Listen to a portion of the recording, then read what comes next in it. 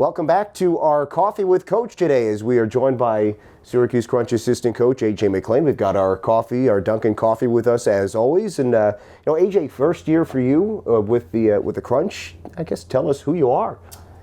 Like you said, A.J. MacLean. I'm from a small town in Nova Scotia. It's called Antigonish. I'm married. My wife, Janan, she's a teacher. She's also from Nova Scotia. We have two boys. They're 4 and 2, Lachlan and Tully. So they're not here this year. They stayed up in Toronto for this year. But next season they'll be moving down. And we're all pretty excited to get going. Yeah, it's great. And, they've been down a couple of times, of course, running around here. But it's been great to see, especially when we go to Toronto, which is coming up again.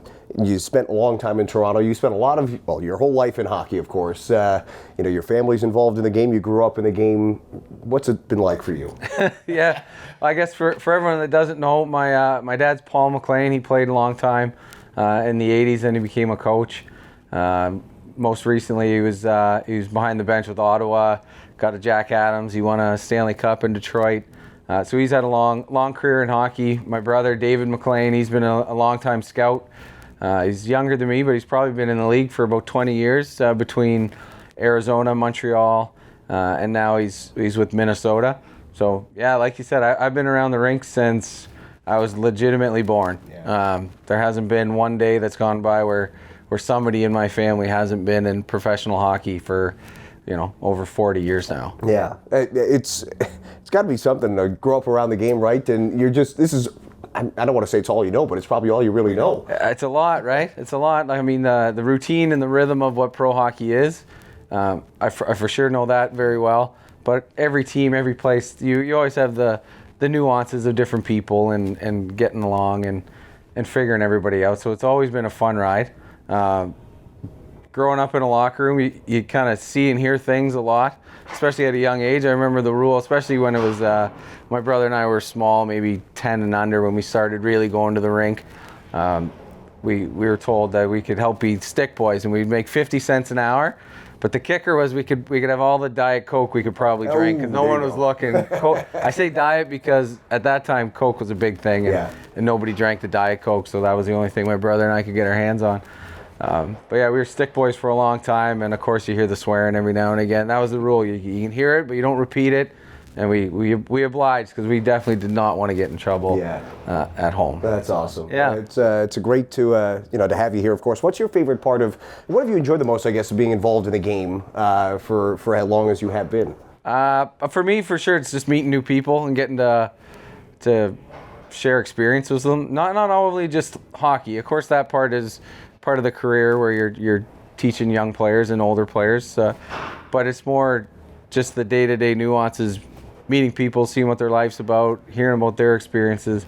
That's really what I'm all about, is trying to get to know more people and just hear how they've been. I hope my boys can get to do that. Whether they want to be involved in hockey, that's up to them.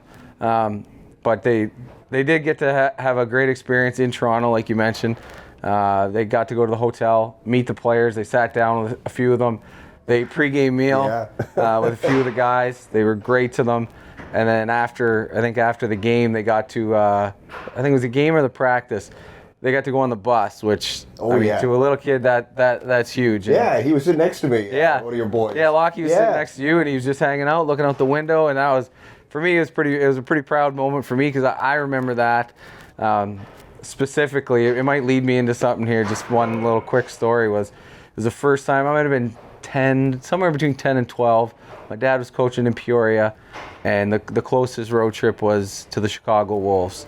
And for whatever reason, I can't remember, I got to go. It was my first road trip. It was exciting for me. I was pretty jacked up. So we get there, and we get to the pregame meal. It's in the hotel, and they don't do it much anymore, but at that stage in the 90s, almost every meal somebody got shoe checked. Oh, yeah. Which essentially, for everyone who doesn't know, it's somebody crawls under the table, and when they're not looking, they put either ketchup or salad dressing on your shoe, and they sneak back to their spot. Everybody taps their glass. Everyone goes, "Oh, who got it?" And you look down at your feet, and whoever has it, I don't know, it's just this foolish little game that you used to always play on the road. Not much anymore. I didn't know that at 10 years old. That was a thing. So, of course, everyone starts banging their glasses, and I'm just kind of sitting there waiting. And my dad I think he knew what was coming. He just said, AJ, look at your shoe. And I looked down and there's ketchup all over my shoe. And I thought I was gonna get in so much trouble. Like I didn't understand. I didn't know what happened. I was just like, when did this get on my shoe? Did I ruin my shoes? Is my dad gonna be mad at me? Like I was just trying to behave and not get in the way. Yeah. And he of course he gave me the old pat and he's like, no, he explained it to me and I was just like, oh. Okay. You're part of the group now. Yeah, I'm good. Yeah. Yeah, so I'm not saying I want my boys to get shoe checked.